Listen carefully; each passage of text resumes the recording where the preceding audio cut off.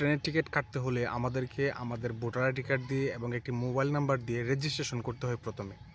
আর সেই রেজিস্ট্রেশনটি করতে হলে আমরা সবচেয়ে বেশি যে সমস্যার সম্মুখীন হই সেটি হচ্ছে আমি মানুষ নাকি রোবট, সেই পরীক্ষাটি দিয়ে পার হয়ে যাওয়াটা সবচেয়ে কঠিন হয়ে যায়।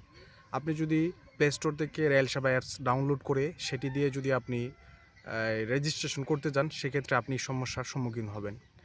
এই সমস্যার সমাধান দিয়ে আপনি কিভাবে আপনার ভোটার আইডি কার্ড দিয়ে মোবাইল নাম্বার দিয়ে রেজিস্ট্রেশন করবেন ট্রেনের টিকিট কাটার জন্য, আজকের এই সেই প্রসেসটাই আপনাদেরকে আমি দেখিয়ে দিব।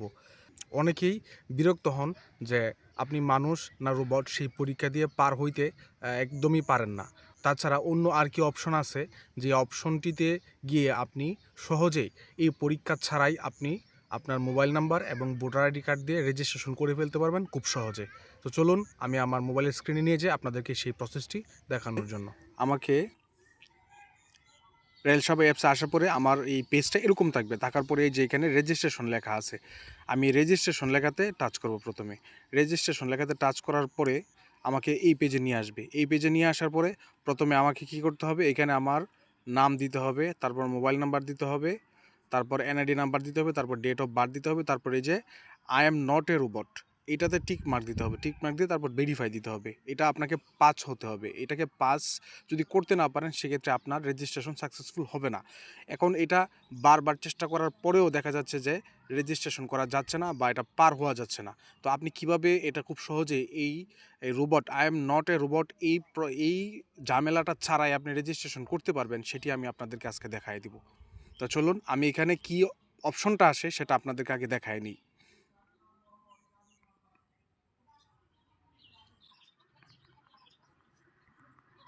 তো আমি এখানে নাম ঠিকানা সবগুলো ফিল আপ করে নিলাম। ফিল আপ করার পরে আমাকে কি করতে হবে, এই যে এখানে টাচ করতে হবে যে I am not a robot, এটার মধ্যে টাচ করতে হবে। আমি এটার মধ্যে টাচ করলাম।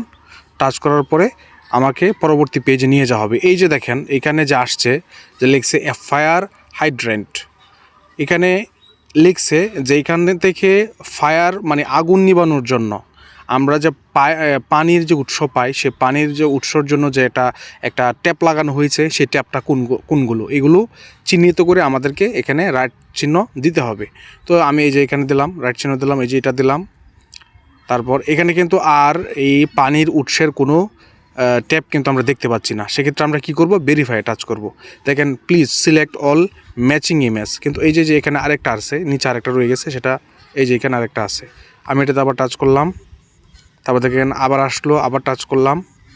এই যে একটা বিরক্তকর জিনিস, এইটা কিন্তু পার হওয়া অনেকটা কঠিন, বারবার এইভাবে আসতেই থাকে। আপনি কিভাবে এখন এটি ছাড়া আপনি কিভাবে সহজে মাত্র 1 মিনিটে আপনি অ্যাকাউন্ট তৈরি করে ফেলতে পারবেন, সেই প্রসেসটা আজকে আপনাদেরকে দেখাবো। তো এই জন্য আপনাকে যেতে হবে প্রথমে গুগলে গিয়ে লিখবেন ই টিকেট railway.gov.bd, এটাতে যাবেন। যাওয়ার পরে আপনাকে যে প্রথম যে ওয়েবসাইটটা আসবে সেই ওয়েবসাইটে যাবেন। এটাতে যাচ্ছে না, তাহলে আমি পরবর্তী যেটা আছে এটাতে যাব। এটাতে যাওয়ার পরে এই যে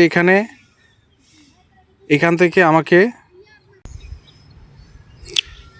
এখানে এসে তারপরে যে দেখেন উপরে 3 ডট লাইন আছে, আমি 3 ডট লাইনে টাচ করব। টাচ করার পরে তারপরে দেখেন এখানে রেজিস্ট্রেশন লেখা আসছে, রেজিস্ট্রেশন লেখা। তখন আবার এই রেজিস্ট্রেশনে টাচ করব। রেজিস্ট্রেশনে টাচ করার পরে এই যে দেখেন নিচে একটা ওয়েবসাইট দিয়ে দিয়েছে রেজিস্ট্রেশন করার জন্য, যেই ওয়েবসাইটে আপনাকে যেতে হবে সেই ওয়েবসাইটে আপনি এখানে টাচ করবেন। টাচ করার পরে এই যে এখান থেকে আই এগ্রি, তারপর এই যে উপর আবার 3 ডট লাইন থাকবে, সেই 3 ডট লাইনে টাচ করবেন। টাচ করার পরে এই যে এখানে আবার রেজিস্ট্রেশন লেখা আছে, আপনি রেজিস্ট্রেশনে টাচ করবেন। রেজিস্ট্রেশনে টাচ করার পরে আমি একটা এনআইডি কার্ড থেকে এটা আপনাদেরকে রেজিস্ট্রেশন করে দেখাইতেছি। আপনি আপনার এনআইডি কার্ড থেকে রেজিস্ট্রেশন করবেন। যেহেতু আমার এনআইডি কার্ড দিয়ে রেজিস্ট্রেশন আগে করা হয়ে গেছে, সেজন্য আমার এনআইডি কার্ড দিয়ে দেখাচ্ছি না, আমি অন্যজনের এনআইডি কার্ড দিয়ে দেখাচ্ছি। ঠিক আছে, এখানে আমি যার এনআইডি কার্ড দিয়ে সে রেজিস্ট্রেশনটা করব, তার এনআইডি নাম্বারটা আমি এখানে লিখে দিব।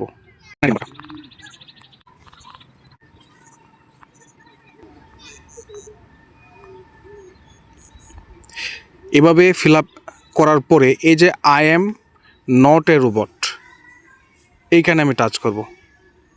দেখেন টাচ করা মাত্র এটা কিন্তু ভেরিফাই হয়ে গিয়েছে, এখানে রাইট চিহ্ন চলে আসছে, দেখছেন এখানে কিন্তু রাইট চিহ্ন চলে আসছে। তার মানে এটা কি, আমি পরীক্ষা না দিয়ে কিন্তু আমি পাস করে ফেলছি, O2 পাস হয়ে গেছে।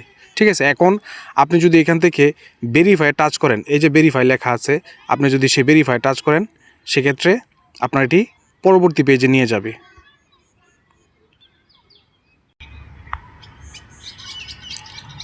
তারপর আপনার এটা ভেরিফাই হয়ে গেলে পরে আপনাকে এই পেজে নিয়ে আসবে। এই পেজে নিয়ে আসার পরে আপনি আপনার নাম, email address, mobile number, confirm mobile number, এখান থেকে আপনার আইডেন্টি টাইপ, এখানে এনআইডি নাম্বার, তারপর পোস্ট কোড, জন্ম তারিখ, অ্যাড্রেস, এগুলো দেওয়ার পরে আপনার পাসওয়ার্ড, এই যে এখানে আবার পাসওয়ার্ড সেট করবেন, নিউ পাসওয়ার্ড, কনফার্ম পাসওয়ার্ড দিয়ে তারপর এখান থেকে সাইন আপ, আপনি যখন এগুলো ফিল আপ করবেন তারপর এখানে সাইন আপ লেখাটা ওপেন হবে, তখন আপনি সাইন আপে দিয়ে দিবেন। আর এই ক্ষেত্রে অনেক সময় আপনার এনআইডি কার্ডের ছবি তুলে এটা এখানে আপলোড করতে হয়, সেক্ষেত্রে আপনি এটা ছবি তুলে আপলোড করে দিবেন, বাস হয়ে গেল। পরবর্তীতে আপনি সেই পাসওয়ার্ড দিয়ে লগ ইন দিতে পারবেন, লগ ইন দিয়ে আপনি ট্রেন টিকিট কাটতে পারবেন। ধন্যবাদ সবাইকে।